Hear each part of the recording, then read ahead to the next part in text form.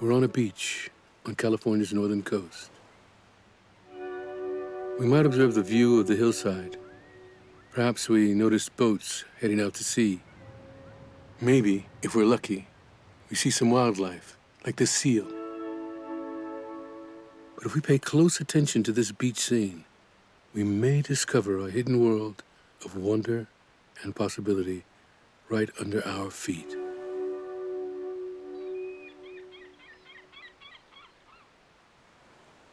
This is Dr. Kathy Ann Miller. She's here looking for seaweed. When I first began studying seaweeds, they were alien creatures to me, as they are to a lot of people who treat them very casually, walk by them on the beach. Often people overlook the seaweeds as background. It's been my life's journey to put the seaweeds in the foreground. This looks like it could be a female. Just a youngster, though. These somewhat alien creatures have shaped the earth. So the word seaweed really doesn't say much about this vast diversity of forms. I don't recognize this seaweed. This is a highly invaded place, and it could be something new has arrived. This is a story I'm going to return to. What follows are stories of seaweed and people whose lives it has entangled. These are Seaweed Stories.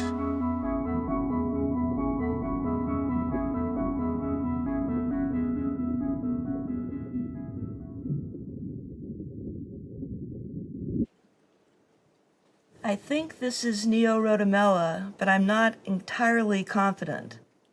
Either it's just a young plant, or it could be something else. So I'm going to keep working on this. Dr. Miller works here at UC Berkeley in the University Herbarium, one of America's largest archives of fungi, lichens, ferns, and marine macroalgae, what we commonly call seaweed. As curator of algae and resident seaweed expert, Dr. Miller has spent a lifetime collecting seaweeds around the world and hand-pressing specimens to add to the herbarium's vast collection. This is Phyllophora antarctica. It's from Cape Evans, Antarctica. This one was growing on rocks under 3 meters of annual sea ice. We had to drill a hole in the ice, put in a bundle of dynamite, step back. We'd peek out and say, "Okay, everyone, fire in the hole." And you see lumps on the bottom, stars, urchins, rocks, seaweed on the rocks. What does a seaweed need to live? It needs a holdfast. This one is finger-like to hold to the ground. And then we have kind of a neck. It's called a stipe. The blade is flat. The blade is thin. The blade is a solar panel. The seaweeds are millions of years old, some of the oldest creatures on Earth. It was probably something like a seaweed where photosynthesis began. 70% of our oxygen comes from the ocean. So these ancient creatures have shaped our atmosphere to create the kind of habitat that we all can live in. They are the architectural building block of life. Our stories about seaweeds are about our life with seaweeds more than the seaweed itself. It's really hard to separate the human experience, the human history, from the seaweed's own story.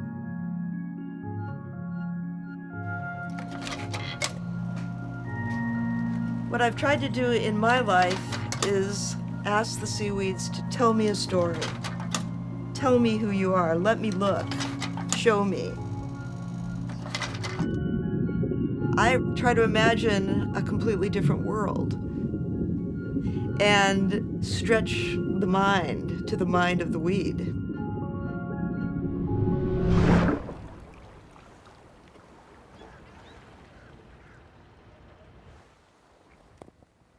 Here, on the Connecticut shoreline, we find Dr. Charlie Yarish, navigating the slippery green algae on the rocks to look for seaweed specimens. He's not having much luck. Now, not much happening here. This is also not the best time of the day to go collecting seaweeds.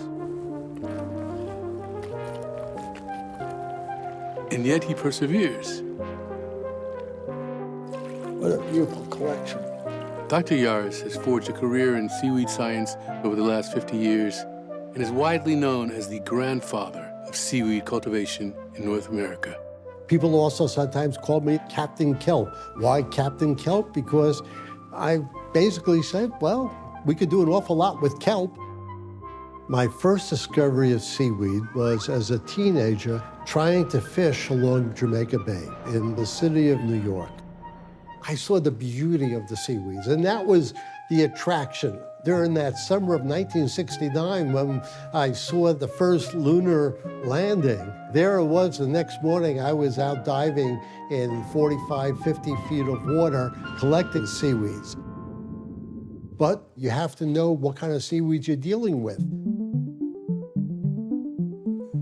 We have three main groups of seaweeds. We have the red, the brown, and the green. The three great groups, the reds, browns, and greens, all evolved millions of years ago from a common chloroplast ancestor, a blue-green bacterium. And that first layer of evolution gave rise to the red algae and the green algae. The red seaweeds were the earliest group to evolve and are probably the most diverse in form and color. It is not always red. It can be blue or purple, so the appearance of color can be very deceptive. The green seaweeds diversified in the ocean, moved into freshwater habitats on land, and in the course of evolution are the ancestors of all the land plants that we know today. And then in evolutionary time, there was a second symbiosis, a second kind of chloroplast created that evolved into the brown seaweeds. One thing the browns have taken the cake is in size. The kelps are the largest of the seaweeds. Some of our fastest growing multicellular organisms on this planet are the giant kelp. They could grow up to 2 feet per day. Tell me what respectable land plant can grow up to 2 feet per day without so much nutrients, without so much fresh water. As they grow, seaweeds take in carbon dioxide and enhance the quality of the water. And so if we put more seaweeds into our coastal waters, we can improve the quality of the environment.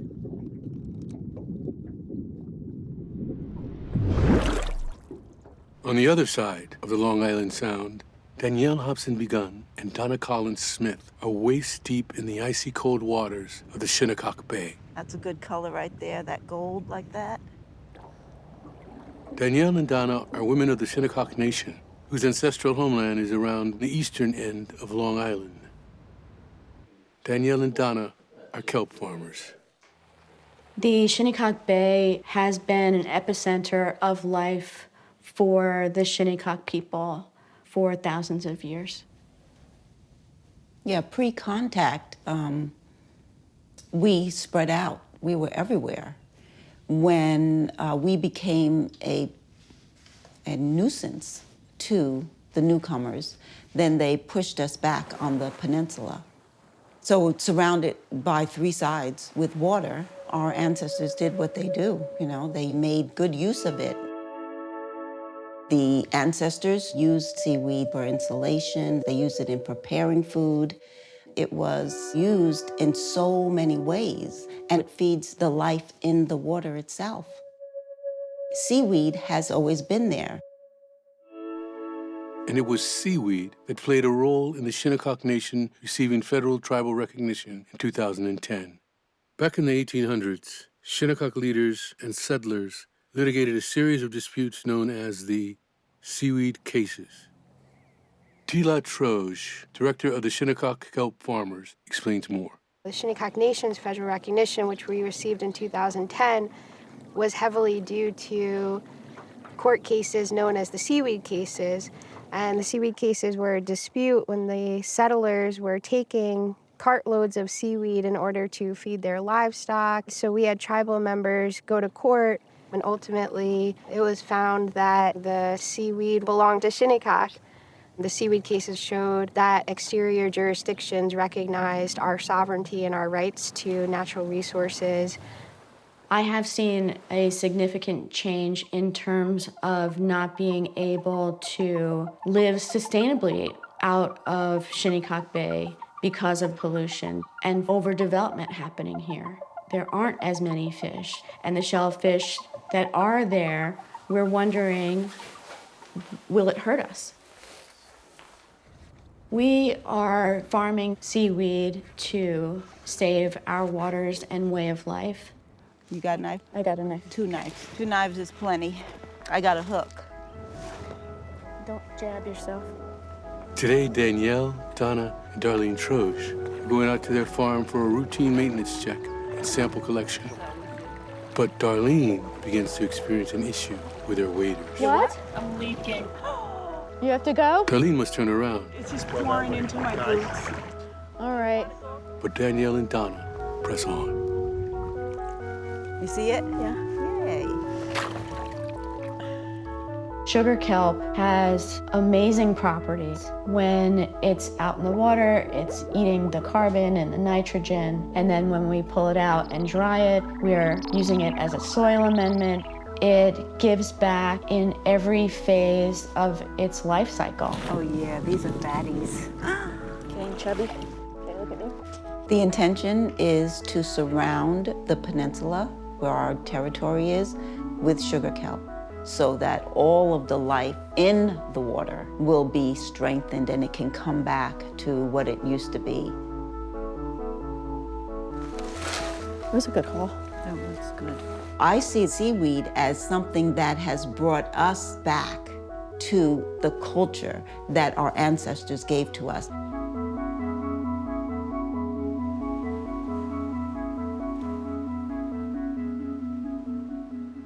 You go from understanding the seaweed's interaction with the environment, and then you say to yourself, well, what can I do with that?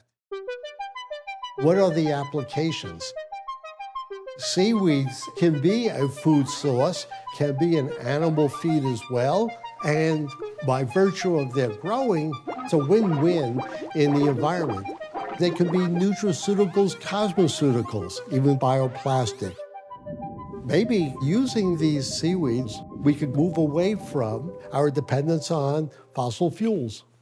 I got a very exciting seaweed to show you. I didn't expect it in front of me. And it's a small seaweed right now because it just started growing. It's called pyropia, and gram for gram, it's the most valuable seaweed farmed on the planet. It is the basis of the nori industry that came out of Japan and the gim industry from Korea, and this is all exclusively for food. We're on the other side of the world, in Wando, South Korea.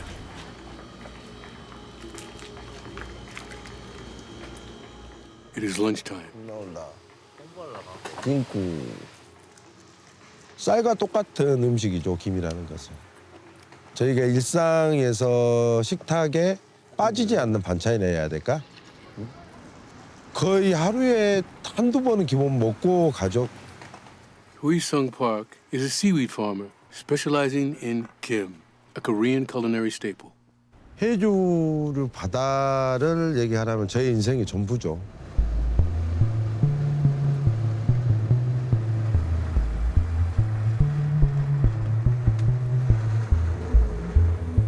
저희 식구와 가족들 모든 것을 김이 책임을 져주고 있기 때문에, 그리고 바다라는 곳이 항상 노력한 만큼 돌려주는 곳이라 부모님이랑 하셨을 때랑은 지금은 엄청난 차이가 많죠. 수온 상승이나 기후 변화로 인해서 바다의 변화를 많이 느끼고 있습니다.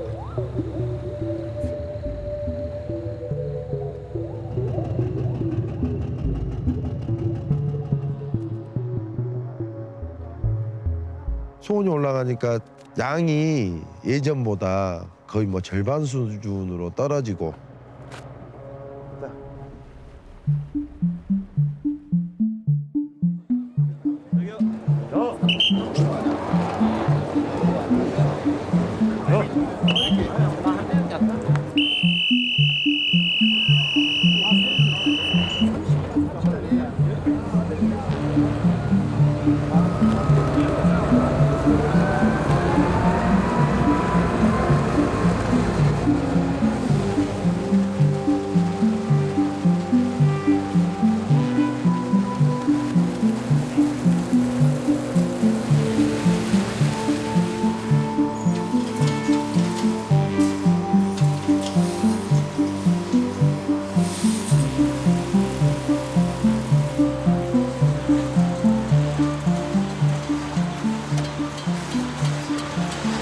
Kim is South Korea's #1 marine exporter, supplying millions of dried seaweed snacks to the world.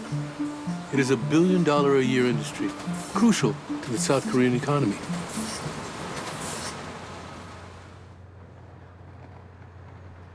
Here at Incheon National University, we meet Dr. Jang Kim, considered South Korea's premier aquaculturist and leading seaweed scientist.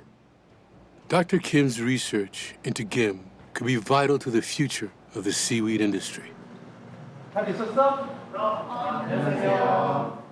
In his laboratory, Dr. Kim and his students are looking at how seaweed is impacted directly by climate change.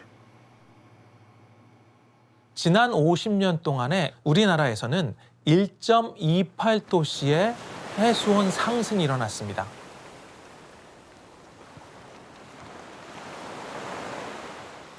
해수온이 1도 올라갈 때마다 그 해조류의 생산량은 지대하게 감소가 되는 그러한 경향을 나타냅니다.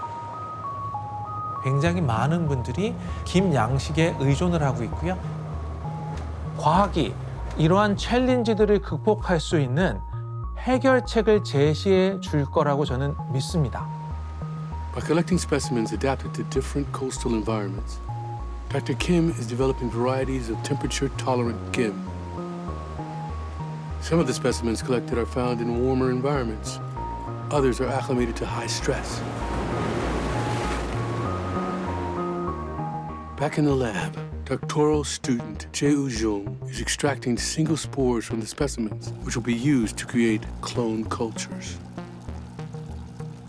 From there, the cloned cultures are developed into tiny blades of male and female gim. After choosing the two most temperature-tolerant candidates from these lab-grown blades, Dr. Kim's students established the environmental conditions to stimulate the seaweed's sex drive. But getting seaweeds to sexually reproduce is no easy task. It will take Dr. Kim 3 to 4 years to create a new breed of temperature-tolerant gim.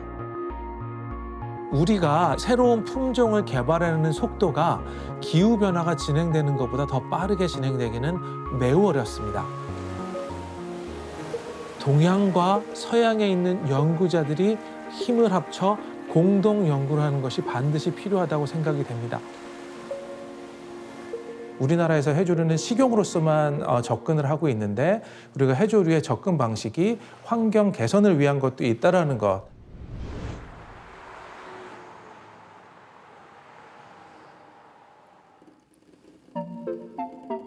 Nature's got an answer for pretty much everything. Good. If nature can do it, we can probably replicate that. Nature's got it all figured out.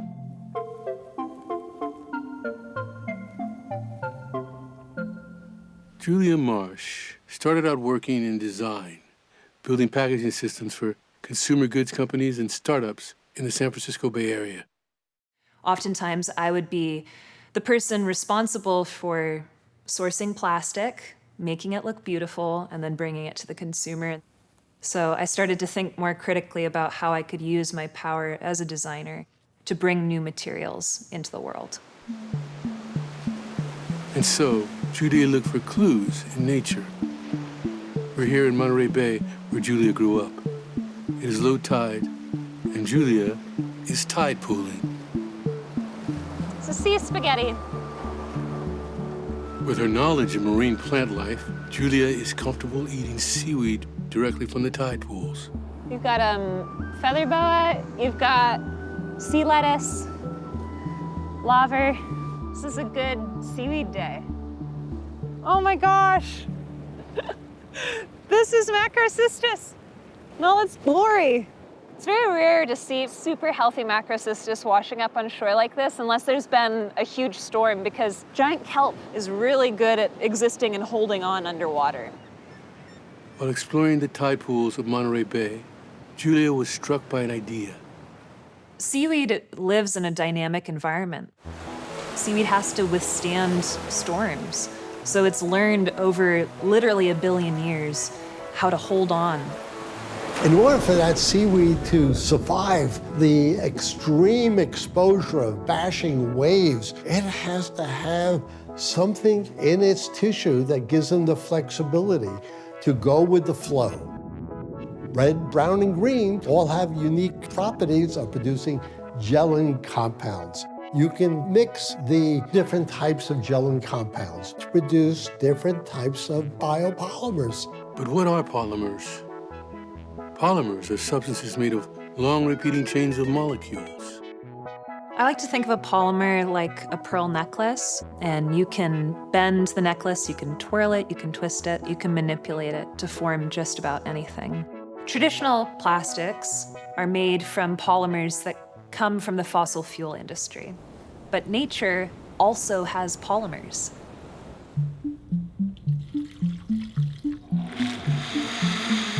To make plastic from seaweed, the seaweed is put through an extraction process, separating the biomass from the natural polymers.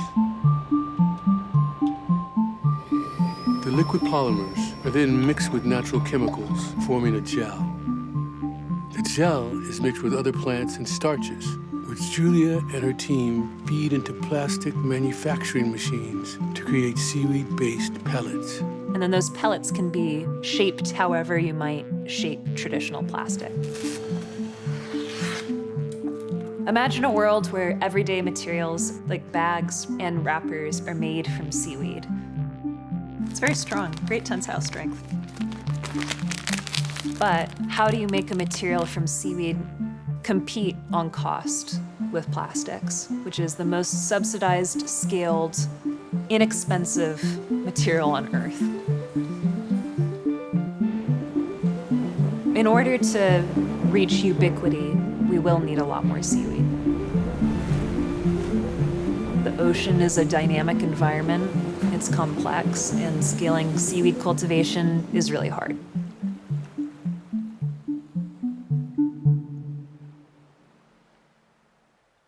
It is sunrise here on the island of Lombok in Indonesia.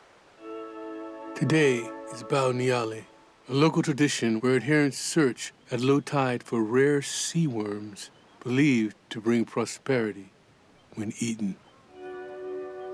Nearby, we see Sri Kumar Surya Narayan, a biotechnologist from Bangalore, India.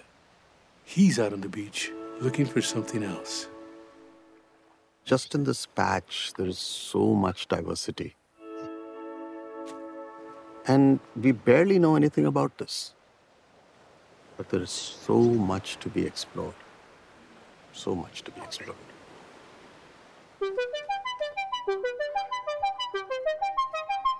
I think seaweed is the one scalable opportunity that we have to power our planet sustainably. I believe seaweed will change the world. Almost everything that we do is dependent upon fossil fuels. But, fossil fuels are nothing but ancient plant matter which sank deep into the earth, cooked slowly over billions of years, and became the oil or the coal that we see today. But why don't we use today's plant matter, which captures today's sunlight and today's carbon dioxide, to make our fuel? Through this plant matter, we are capturing the carbon dioxide, and on the other side, we release the same carbon dioxide. It becomes a carbon neutral cycle. But 70% of our planet is the oceans. Why don't we do this capture with seaweed? If I look at today's seaweed farming, the cultivation is limited to areas where people can operate safely, which is basically shallow and calm water. So much of the sea, which could potentially be used, is not being used. You know, when you put on the lens of an engineer, you can look at it and say, hey, I can make this easier. We can expand the area of cultivation and not just have it restricted to shallow and calm waters. But, you know, for this to take off on a large scale and for the applications to become economically viable, the price of seaweed has to come down. Maybe we can bring down the cost of seaweed cultivation. We need to be speaking in the millions of tons. Here in Lombok, we are developing a cookie-cutter approach to tropical seaweed farming, where you can replicate the systems and the machinery for hundreds and thousands of square kilometers.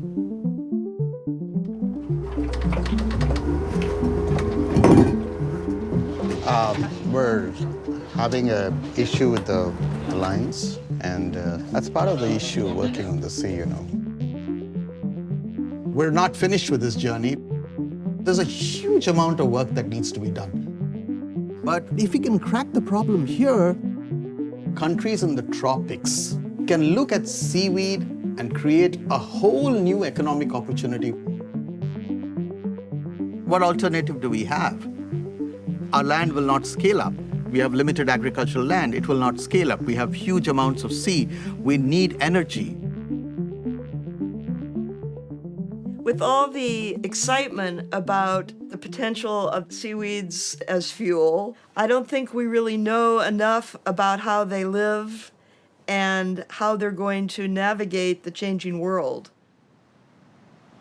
I think humans were designed to explore, and they're exploring possibilities with seaweeds. We can't depend on fossil fuels, and the search for an alternative is a valid one. A lot of the attention to seaweeds and the technology with seaweeds is important, but it's all focused on us. What can we get from that? Our time on Earth as humans is literally a drop in the bucket compared to the time that seaweeds have existed on Earth. These ancient and successful creatures have a lot to teach us about resilience and resistance and survival. In the evolutionary history of seaweed, the ocean has experienced ice ages, shifts in tectonic plates, mass extinctions, the scourge of plastic pollution, and radical changes of sea temperature. Seaweeds have adapted and survived. And perhaps long after other species have died out, there will still be seaweed.